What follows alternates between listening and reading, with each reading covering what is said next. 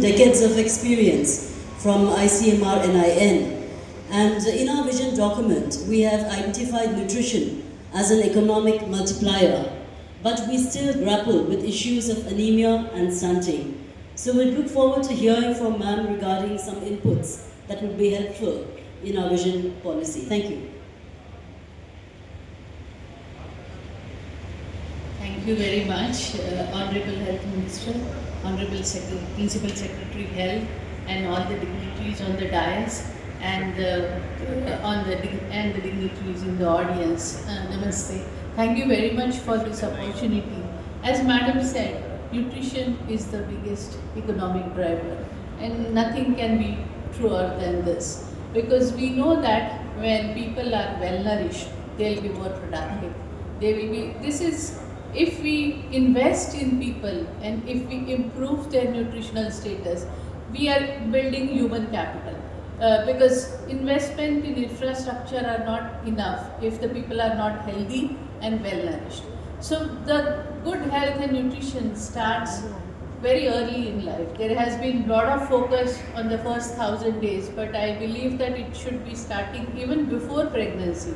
So from preconception care throughout pregnancy and the first 2 years of life, they are very, very critical for building human capital.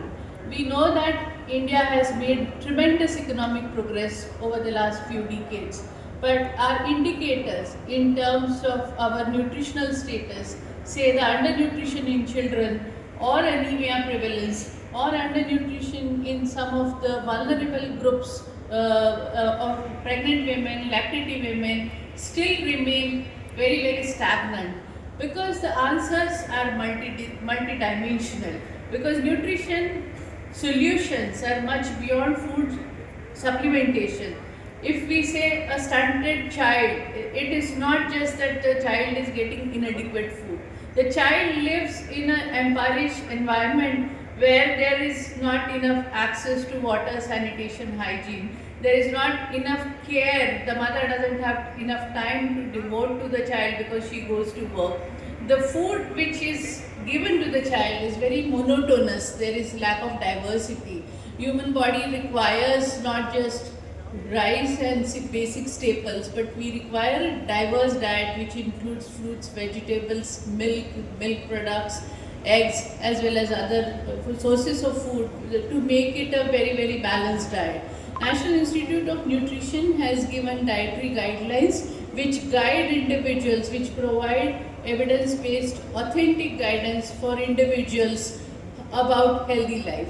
We are currently grappling with triple burden of malnutrition. On one hand, we have undernutrition in children, which is very resistant. It is improving, but not at a pace which we would expect based on the economic growth.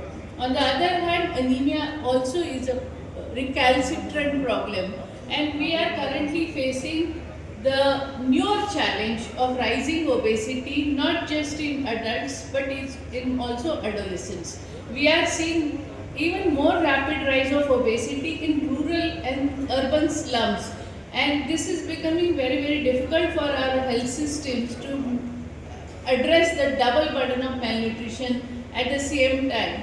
Our healthy diet underpins both this spectrum of malnutrition, because if the diet is not healthy in childhood, the children will become undernourished, the anemia remains persistent, and at the same time we are seeing a rising consumption of ultra-processed food. People spend more than 10% of their food income on ultra-processed foods, which are very, very convenient and very, very appealing in terms of taste, and there is a very huge marketing. So ultra-processed food are another problem and another menace, and this is there are solutions which are embedded in behavior change.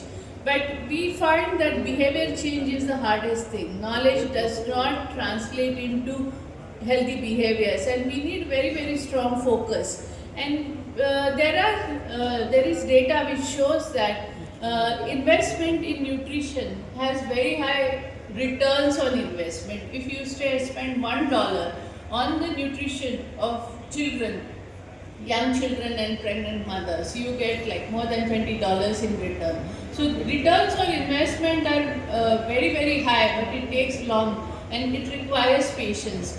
Indian Council of Medical Research, National Institute of Nutrition has conducted focus studies on how to screen anemia using point of care devices and how to treat them and reduce anemia substantially.